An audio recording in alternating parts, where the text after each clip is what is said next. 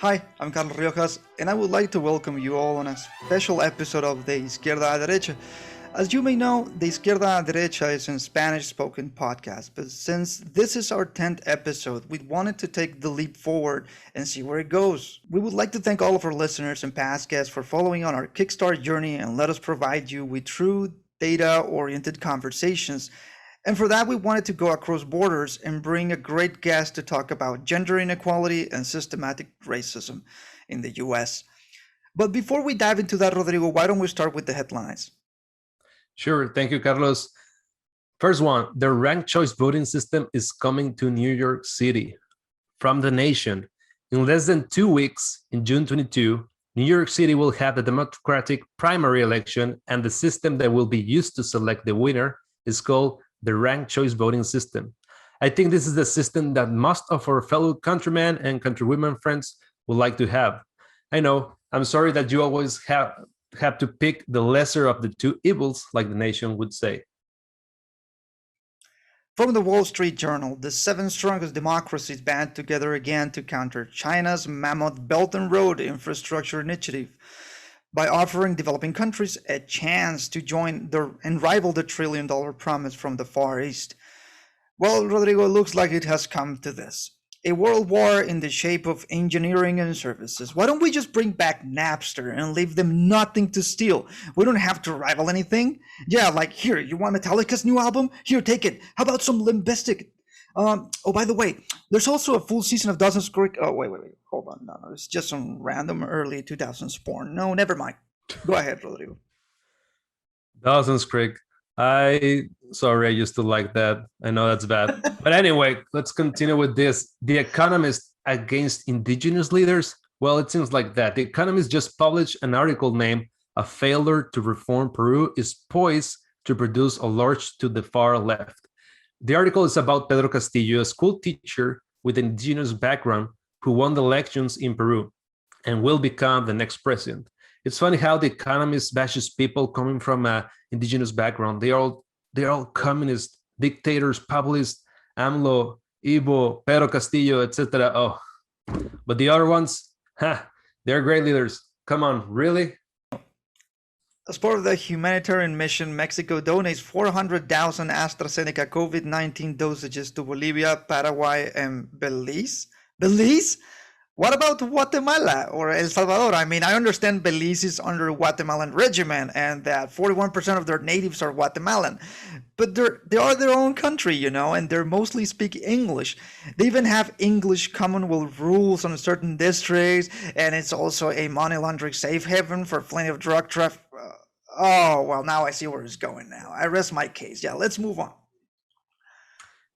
In a free country, the law prohibits teachers to teach concepts of race and racism. From AP News, Republican lawmakers and governors have championed legislation to limit the teaching of material that explores how race and races influence American politics, culture, and law. These measures have become law in Tennessee, Idaho, Oklahoma, and might become law in a few other states.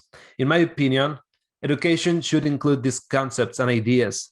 I mean, if adults talk about that, why not the kids? They are also part of our society and need to know what happened and what is happening in their country.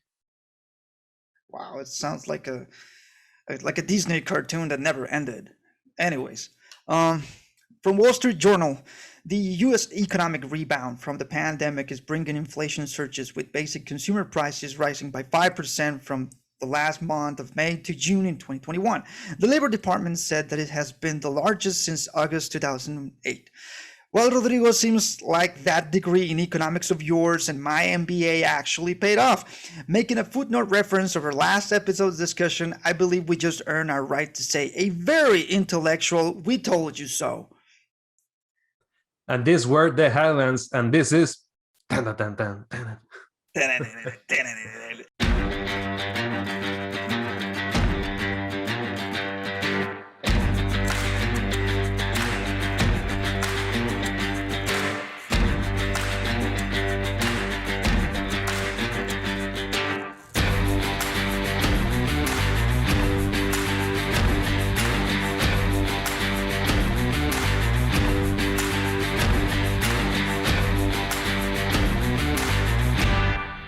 Welcome to de izquierda a derecha, or from left to right in English.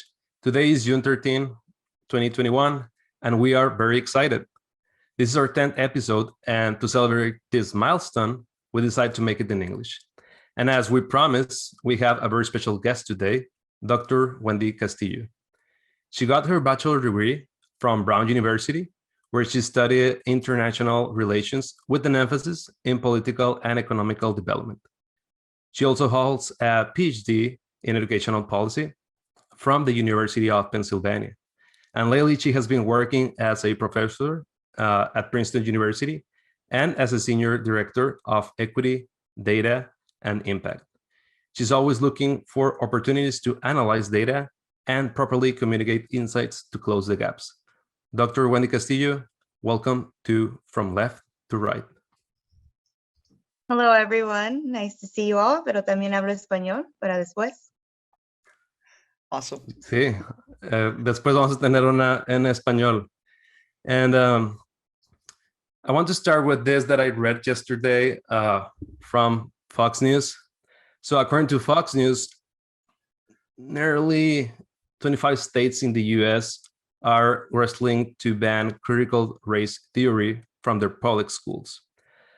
Some say that the critical race theory could increase racial equity, and others say that this is anti-American. But what is clear to me is that I don't know what's critical race theory, and I think you can explain that to us. So you are an expert in that, Dr. Wendy Castillo. So what is this? What's critical race theory, and why do you think some people would say that this is anti-American? Yeah, so critical race theory is an academic concept, which I always knew what it was, but I didn't have words to put to it. So when I read about critical race theory, I was like, oh, that's what systemic racism is.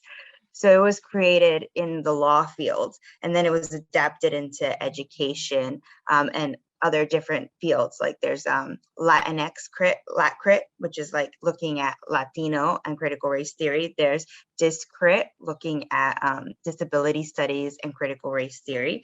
And then it's basically just thinking about the idea that racism is created by society, and it's not just one person doing one thing. It's embedded in our legal systems and our policies. That's why it was created in the legal field. It's just acknowledging that this bias exists and really thinking critically about it.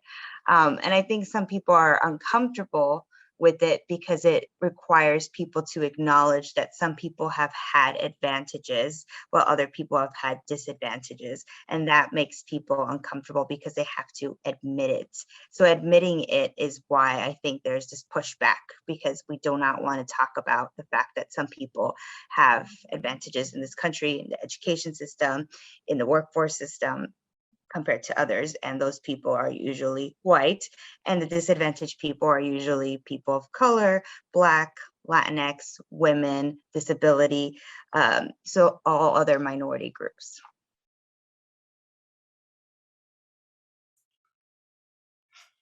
Wendy, I was reading some of your articles yesterday and on the past couple of weeks.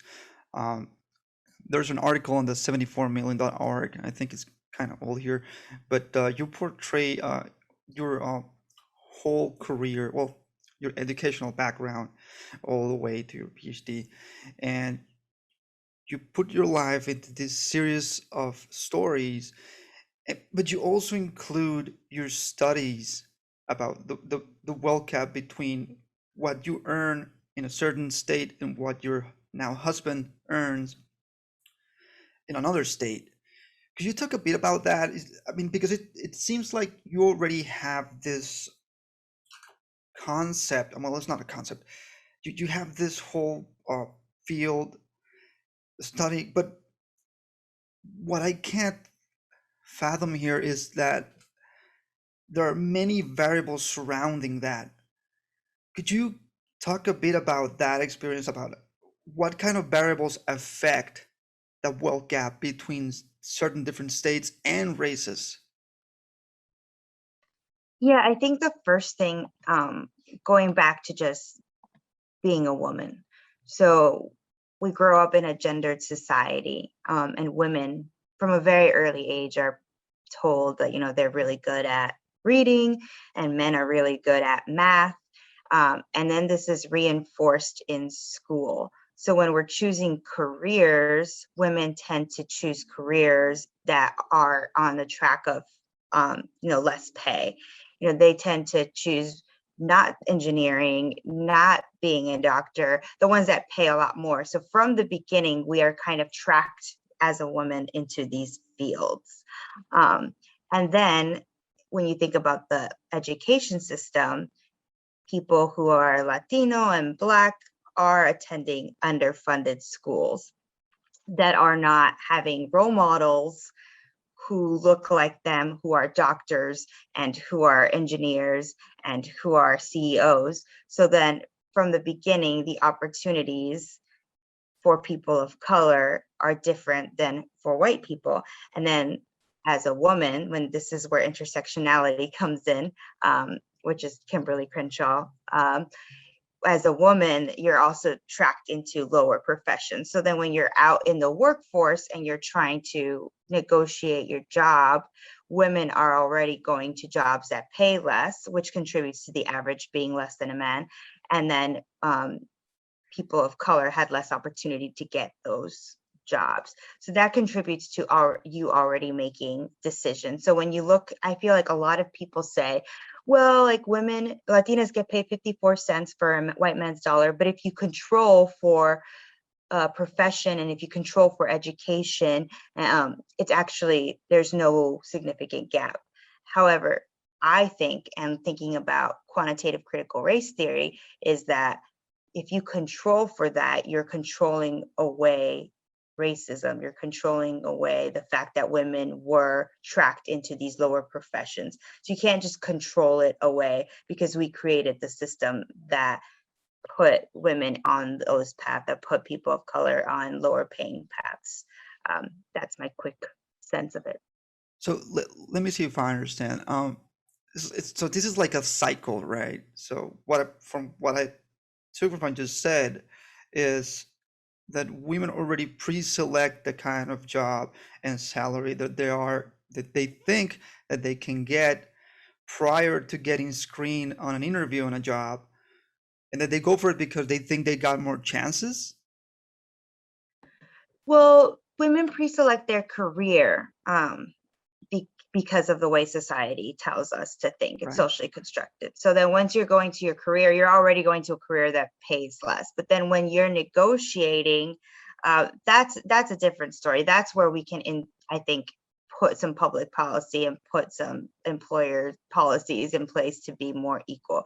When you're going there, you obviously are still thinking about all of what society thinks about you, but there are things that you can do to negotiate a higher salary, even if it is in the lower paying field, because even in the lower paying fields, there are gaps. So you could still make more progress in that way.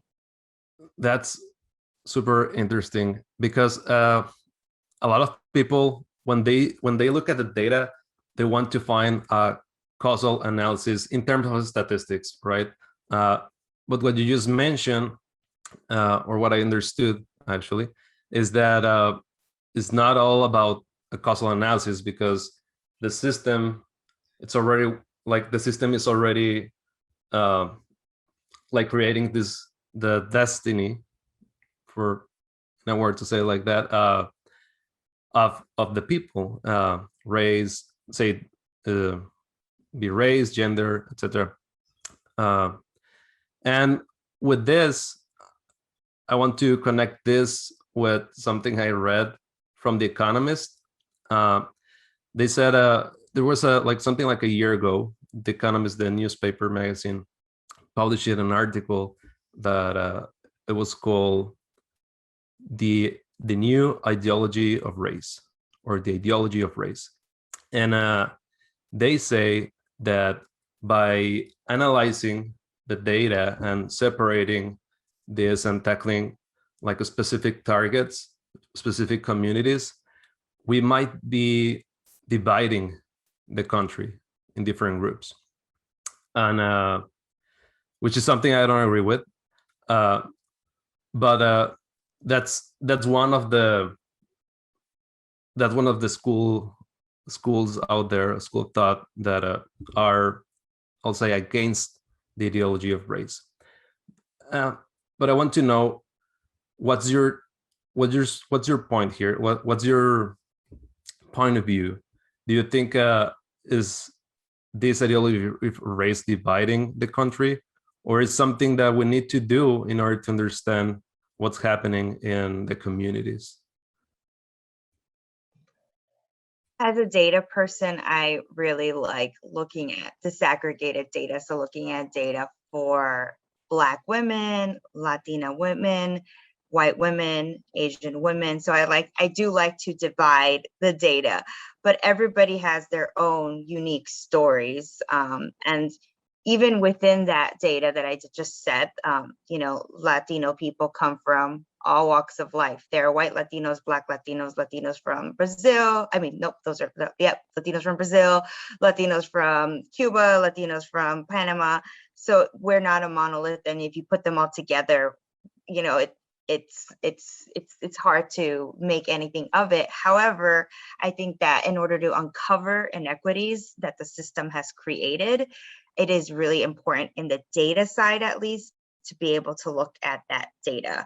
And if you have enough sample size, enough people, it's important to be able to separate it by country.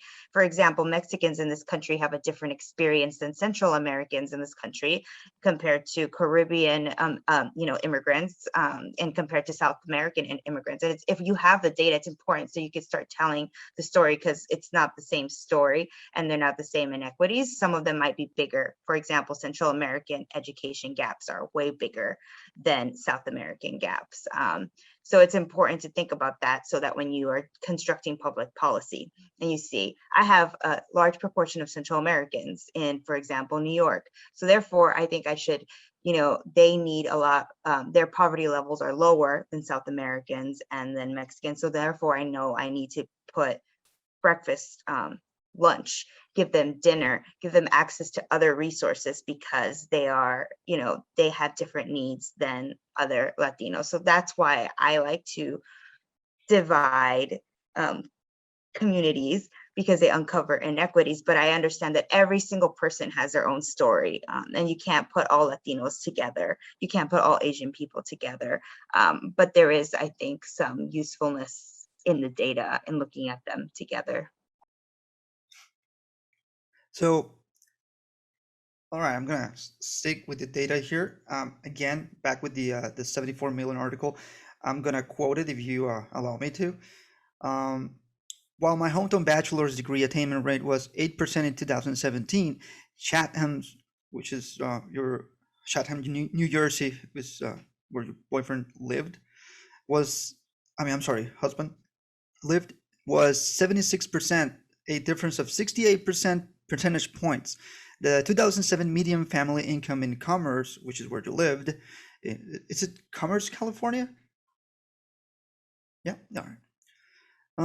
Was 50,135. Well, that's a lot compared with Chatham's $220,281, a yearly income gap of more than $170,000. So that's a lot. And so what attributes to this? I mean, I understand that there's plenty of communities segregated in different states, and public policy doesn't apply to every state. Like, for instance, Texas has its own policy. But if you were to apply a centralized policy where income gap is divided in between the cost of living, because as far as I understand, it's not cheap to live in California. I mean, not right now. Not at all. It is not cheap. So, so what do you is there like a state or a certain states where this happens more frequently? Why does this happen? I mean, is there a set of companies that come together and say, hey, we're gonna pay this guy 70% less than the other guy in New Jersey or the other guy in Oregon, just because we feel like to? I mean, is there like a pattern that you have discovered in throughout this research that you have done? Well, for that one, it's just thinking about housing and segregation, and like all of the people who live in Commerce are 99% Latino, and immigrants or have family members who are immigrants. So they are all in this small area in Southeast Los Angeles, and they are all likely not as educated, trying to just serve just first generation in this country, versus Chatham, which has a very Irish background, and everybody's educated. They all of the that just is patterns of housing. People they all congregate to live together. So you put all of the really wealthy, rich, educated people who have been in this country for 300 years together, and you put all of the new immigrants, Latinos, together in Commerce, and you see that there's this stark inequity between them because they all want to live together. I think this is a housing issue, and about how people need to be exposed to different types of people, both socioeconomically and race, and different ideas of thought. And if we just are always living separately, then we're not coming together. And I think that creates a lot of tolerance and people, being open to new ideas. But in our society, we have gravitated to just always segregate ourselves in almost every major city I've ever seen. Dr.Wendy Castillo, I was reading on your Twitter page that you will be talking about Quantcrit on this Tuesday, and so I want to say something that I think it's important for Mexicans, because this is, well, I'll go to the point.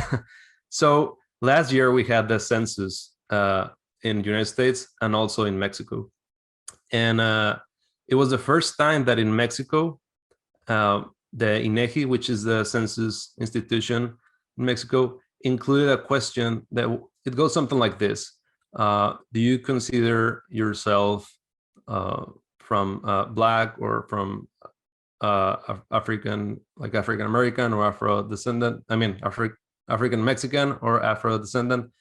And some people started to say, "Oh, this is bad. That's a racist question." And then they were comparing the system, like the census questions, to the questions that we have, for example, in France. They don't ask that. It's just you're a citizen and that's it. They don't care about your race, at least in that aspect. And then they were saying, "Oh, they are doing okay. The gaps over there are not as pronounced as in, let's say, United States. So maybe we should be doing something like them." And I don't think that's correct, because these are different contexts. And something I have been learning is that in the United States we have done this, like collecting this type of data for various years, and I think that there are some opportunities, but I think the United States has done a good job tackling these opportunities. So what would you say, what do you suggest to the Mexicans that are against this idea of collecting this type of data? In my opinion, and from my knowledge, it's the fact that Black Mexicans have been erased from the history. And this goes back to when you're doing statistics, you're making decisions on who counts. So if you're not counting them, they don't count. And you don't know where they are, how many of them they are, what are their needs, and how are they different from other Mexicans. So that's why it's important to collect the data. And this goes back to Quantcrit. Numbers are created by people, and people make decisions on how to collect the numbers, and when they do collect the numbers, how to analyze the numbers and how to present the numbers. So there are all these decisions that are being made. But if you're not even collecting the number of Black Mexicans, then you're never going to start to even make any of the interpretations that are biased, and you have to still be careful about it, but you need to at least have the data. And if you continue to not count them, then they're just not going to be counted in Mexicans' history. And it's going to just continue what we've been doing for the last 500 years, which is, I didn't even know there were Afro-Mexicans in Mexico, which is, I should definitely know that, but because they have been erased. So we want to make sure that they're no longer erased, and that's why we need to collect the data on them.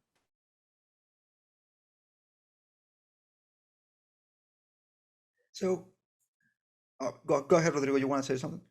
No. All right, let's go. Going a bit back to the statistics,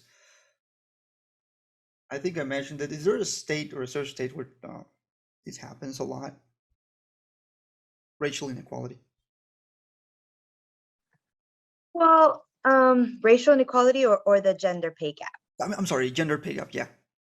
Yeah, well, I think I do know that there are policies that you can put in place so it happens less. Right. For example, in New York, you're not allowed to ask what your prior job paid you, because once you ask that, then you're already putting that person, whether male or female, in a lower, like, you already know what you're going to pay them. You're not going to pay them that much more than their previous job. So just perpetuates the inequality. So in New York, if you're applying for a job there, you can't say, well, how much did you earn in your other job? It's illegal.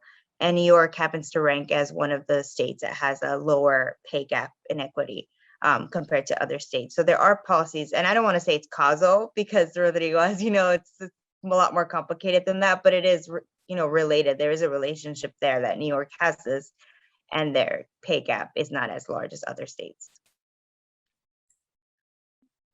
Thank you, Dr. Wendy. That's super interesting. Who came up with that policy? Do you remember? I don't know. It's a state policy, so I don't know who is the person behind the policy.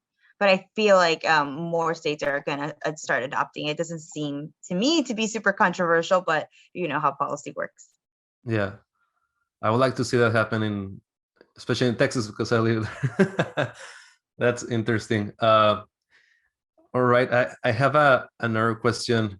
It's again related to the magazine newspaper, The Economist. So they had this, and I'm laughing because I had to. They had this article. It's called Inequality Illusion, and I think it's from, it says from 2019. So what they do in a sentence, they say something like this: that the top 1% is still earning almost the same quantity of money since 1967, adjusted with inflation. And I was like, come on, like, you're the economist, you're supposed to be better than this. It's like saying, oh yeah, the bottom 1% is still earning the same, and so that means there's no inequality. So what I did, just to double check that they were using stats in their favor, I grabbed the census data and I compare the top and bottom quantile, and I found that inequality is actually growing, as everyone says. Well, not everyone, but most of the people in America know. So it's growing. That's a fact. But I want you to help us and help everyone that is listening to give us some advices, like what should we do when we're looking at the data, because we don't want to fall in this data trap that the Economist fell in. Yeah, I think that's a really good point. I think that looking at one indicator is very dangerous. So I think it's important to look at multiple indicators. So, okay, so how are we defining wealth? Are we defining wealth by just income, or are we defining wealth by assets? How are we defining, are we looking at just wealth by home ownership? Are we looking at labor participation? Like, what are the indicators that we're looking at? And there should be multiple indicators that we're looking at. And I felt like they just looked at one indicator. And I think that's the one thing you can do, is make sure that you look at more than one and question how they're defining it. Because I think the way you defined it was top quartile, which is a different way of defining it. And it doesn't mean it's wrong. Those are two different ways of looking at it. And one presents inequities and one doesn't. So it's just, you have to be a critical consumer and figure out which one you believe. And I think there has been an increase in inequality. You just have to look at the data in a different way. And you can always splice it to tell your story. So looking at multiple indicators and being critical of the indicators. Thank you, Dr. Wendy. Right. So I got another article from The Economist following the one that Rodrigo was reading. It's called The New Ideology of Race. And what this talks about, because I'm not going to quote it, it's kind of mean. It talks about that the ideas that complete justice in equality and wealth gap and education, it's looking for in unicorns in the justice system. It says it is, now I'm going to quote it, it is tempting to see such ideas as nothing more than overheated campus radicalism. And true enough, they have not yet taken over political party. Well, that's not true entirely, which leads me to the other question. What are some of the actions being taken by Congress to mitigate this? I'm not sure I understood your question. So you're saying that they're just like uplifting certain examples and then saying that they're not true, or? No, what I meant was that this article puts this wealth gap and gender gap inequality into I don't know, like a rose color world, which it may not never happen. But it then comes to talk about the certain solutions that haven't gone to Congress to mitigate this. Are there any actions that are being taken right now to mitigate this the wealth gap and dignify the evidence of systematic racism? I think that Congress would never say that they're trying to mitigate systemic racism, because I don't think that they will acknowledge that that exists. But in terms of looking at it through wealth and inequality, I do think that I hope that they want to do something about it. You know, one of the first things that pops into mind is like student loan forgiveness, because I do think that if you do that, then it's going to stimulate the economy, and it's going to like have people earn, buy a home, have people able to spend in different ways, and then be able to pass that on to their children. So I think like student loan forgiveness is one thing, but it hasn't gone through. Another thing that people are talking about are reparations for Black people, because that's gonna go back to the centuries of injustices that they have had, but that those bills have really gone nowhere. I think there might be some local bills that might have gone. I can't think of them at the top of my head, but nationally, we're definitely not there. And I haven't heard of any state that's doing it. I do know that in Manhattan Beach, California, they want to do reparations for Black people because they took away their land, their beach land. So I think you can trace those Black families back, and I think they might do some reparations there. I saw, I read an article about that, but I don't see it systemically being done, because this was done across the country, where Black people's homes were taken. And now the land is worth, so much money, like in Central Park, where there was a Black village that was just completely erased and like pushed out, and then Central Park was built. And I can't imagine how much that cost of that land is that they no longer have to share with their family. So those are other things that have been talked about, but have not been passed. I know that there's a lot of talk about universal basic income, which has also not, been very popular.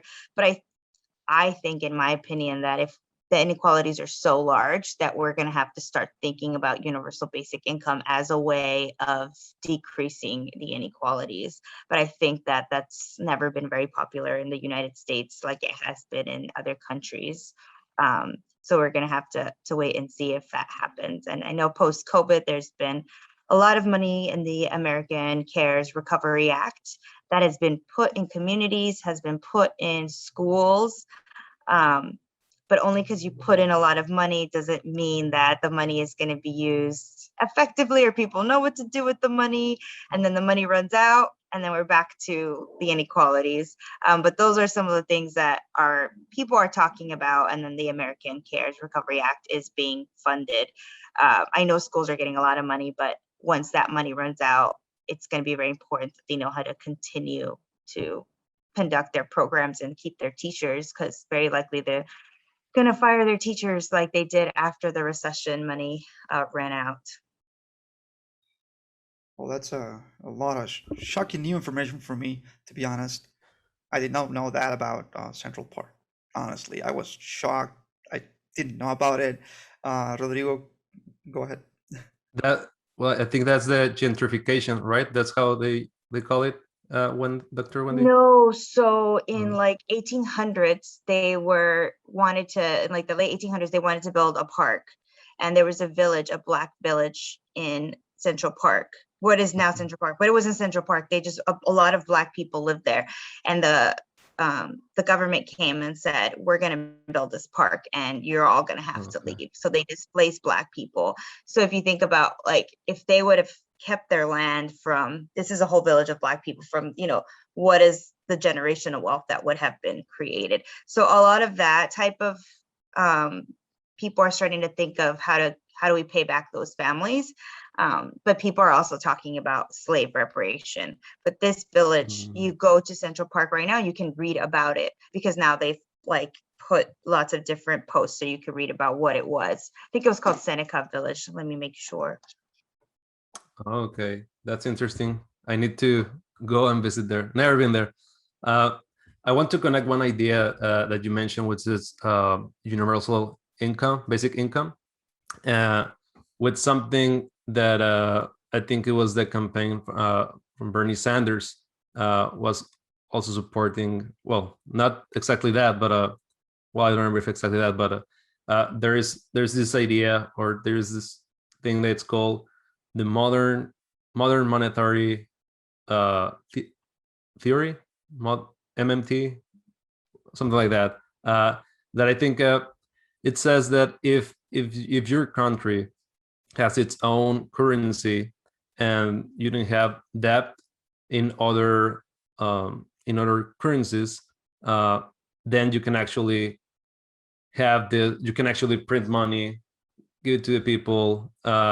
If there are some constraints, I don't remember all of them, but like one of them is if we are actually producing what we are spending. So it's like the return of investment, I'll say.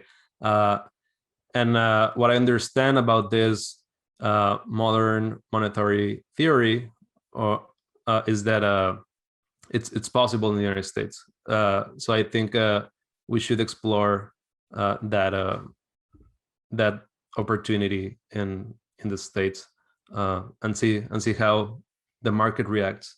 But I think it's possible, according to what I have read. I've never heard of it. So does that mean that we would be printing more money here in the States as well? Is that the idea here? It means that it's possible to do that if and only if we are producing and we don't have the other debt in our currency. It's something like that. I'm being very simplistic here in defining this, because I'm not an expert in that. But yeah, something that we should be looking at. I think the name of one of the main persons that is studying this is Stephanie Clayton. I don't remember. I need to double check that. But yeah, it's something that someone had that idea in the campaign of Bernie Sanders. Well, I also double checked, and it is called Seneca Village, and it was in the 1800s. So if you want to look up the village from Central Park, just double check. Definitely. All right. Definitely. Thank you. So, Wendy, going back to the World Gap and about the Congress, I'm reading a Wall Street Journal article, and this just happened recently last Tuesday. The Senate Republicans blocked a legislation that Democrats said would narrow the gender wage gap. So the vote was 49 to 50, and the Republicans took the motion to take the legislation to say no, because they said that that the law would lead to a flurry of spurious lawsuits from employees seeking higher pay. Which employees is this article talking about? I mean, I'm guessing. I'm just trying to wrap around my head the idea of passing a law that benefits employees overall. I mean, this is Congress now, right? I mean, what would Well, be yeah? Go ahead. no, go ahead. What would be the downturn of this? First of all, who is voting for the bills? Probably mostly men. So I feel like that in and of itself is like they don't understand because they've never had to face the pay gap. If Congress had majority women, I think even Republican aside, I think that might have passed. The second thing is I think that they're might be afraid of people, rightfully so, requesting back pay for being underpaid, which makes sense that they would want to be paid what they deserved to be paid.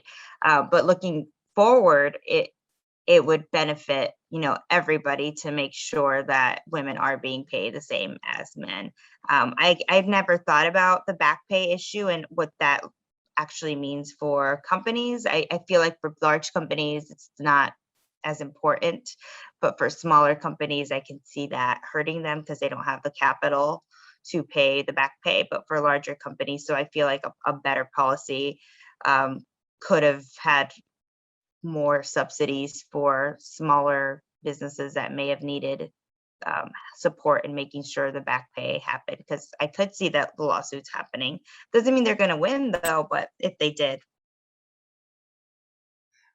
Right. But I mean, there could be a lot more consequence other than back pay. Is back pay a sort of reparation for employees, regardless of their race and gender? I don't know. Yeah, I feel like in Princeton there was a lawsuit because Princeton was paying male professors more than women professors. So there was a lawsuit, and if I was working one of the years, and they said if I had any back pay, they were going to back pay me for that 1 year. So it does happen. But you have to file the lawsuit just to get the attention that you need. And that's it's a lot of resources to file the lawsuit. And I just happen to be in it, or I can request it because I didn't do it, but somebody else did because I worked there. So once one person does it, then anybody who works there can request it. And the person who doesn't, she's out of luck, right? Yeah. Well, no, if you don't do it, you can still, if you don't do it and nobody else does it, then yeah, you are out of luck. But if somebody did it in your company, then you can tag along, but that's it. Yeah, that's a lot of resources. It's a lot of time. That's a lot of energy. Dr.Wendy Castillo, what would you recommend to the people that live outside New York? There is that they don't have the policy in these other states of not asking from your previous salary. So what would you recommend to these people? I remember I read in one of your articles that you can negotiate, but what are the tools that we should have in order to negotiate our salary? Yeah, I remember growing up, we would go to the swap meet and with my family, and my family was really good at bartering and always getting the cheaper price. And if they didn't give us a cheaper price, we would just leave. So I feel like I grew up always knowing how to negotiate. And I negotiate more than just my salary. Sometimes you can negotiate your rent with the landlord. Sometimes you can negotiate, when you're buying fruit on the street, which we buy a lot in New York, or negotiate in the swap meet. I feel like as a community, we we forgot that we have this asset. I forgot that I had this asset because when I went to go negotiate my salary, I did not negotiate it, even though I have the skills to negotiate it from previous walks of life. I was just so grateful somebody was going to give me a job. But we have to be brave and negotiate. The recommendation is to do 20% over what you think.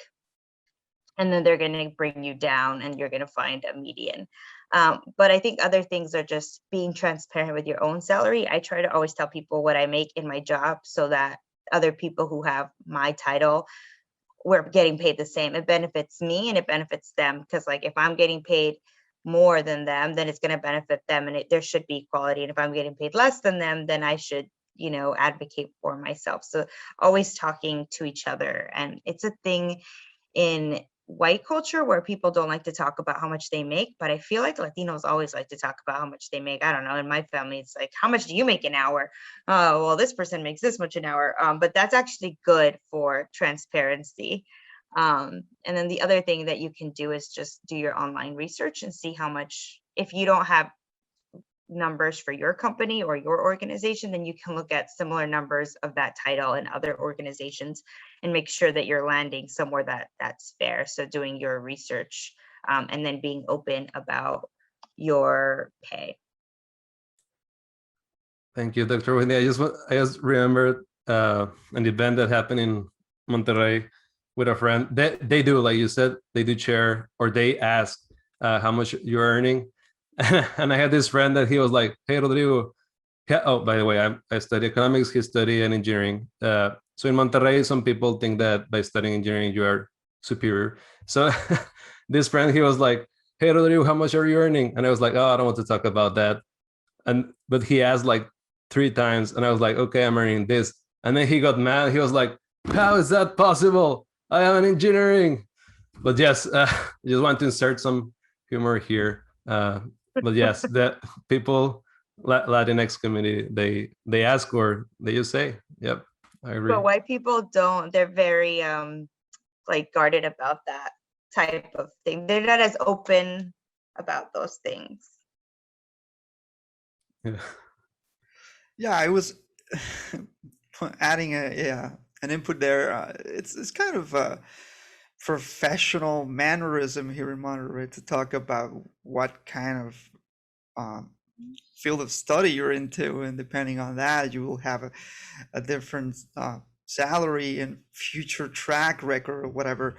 And I don't know, it's just part of the culture, I guess. I don't like it.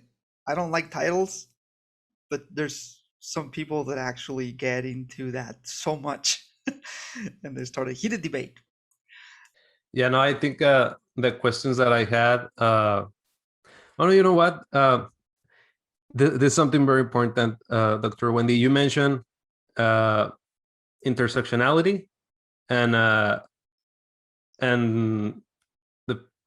forgot her name. Is it Kimberly? Kimberly Crenshaw, yes. Yeah.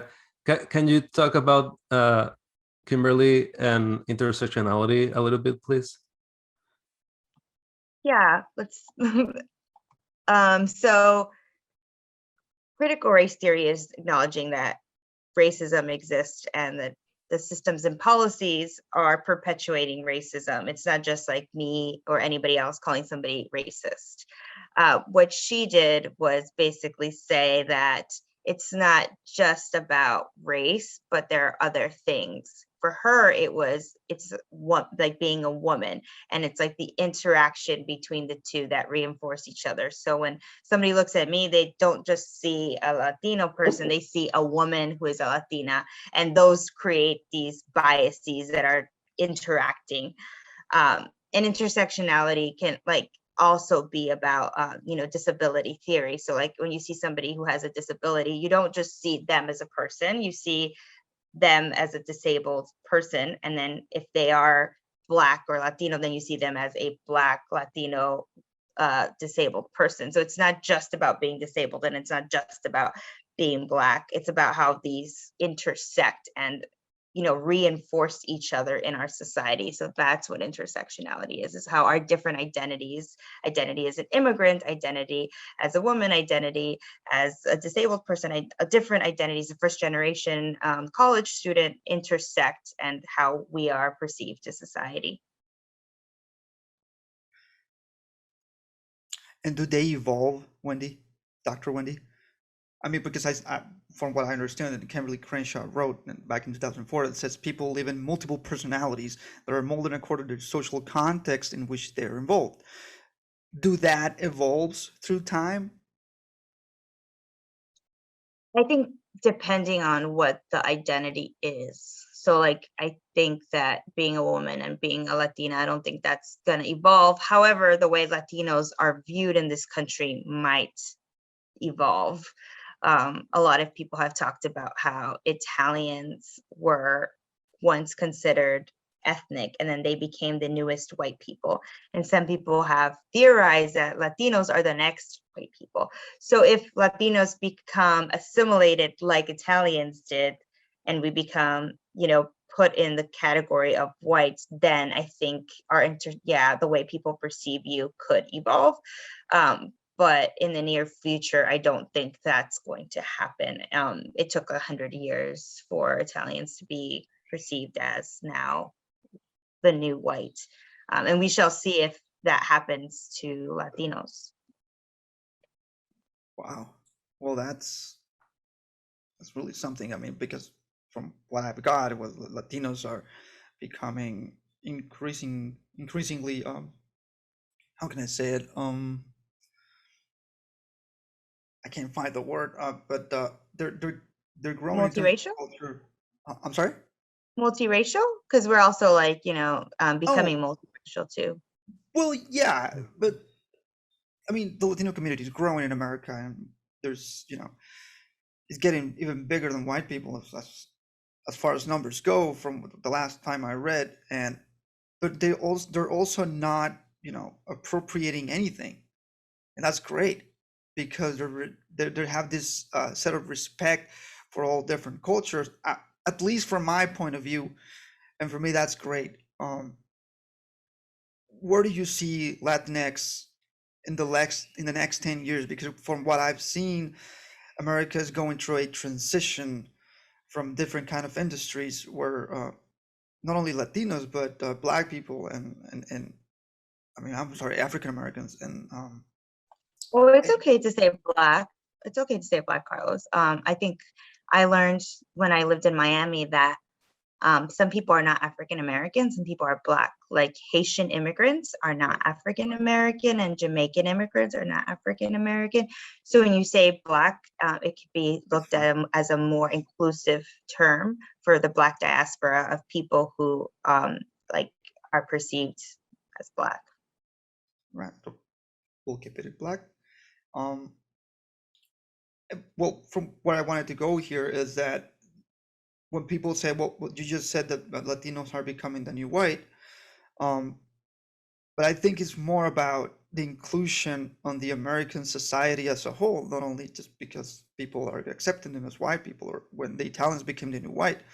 Do you see that in the next 10 years? Do you see the Latinos establishing the what can I say? How could I put it? A regular multicultural American way of living, Yeah, I think that's an interesting question because everybody has assimilated, like you said. And for some parts, some Latinos, third, fourth generation in Texas and in California have assimilated. And I think I don't know what the future holds, if we're going to retain our identities to our homelands or if we're going to fully assimilate. I don't know what's going to happen, but I do think right now with the Black Lives Matter movement, there has become like this new 1960s civil rights attitude of like, actually, I'm going to like reclaim my roots, reclaim my heritage, and I'm not going to assimilate. I'm going to assimilate to what I want and keep my culture. So I don't know what's going to happen, but it should be very interesting. Awesome. Rodrigo? And just a comment adding here.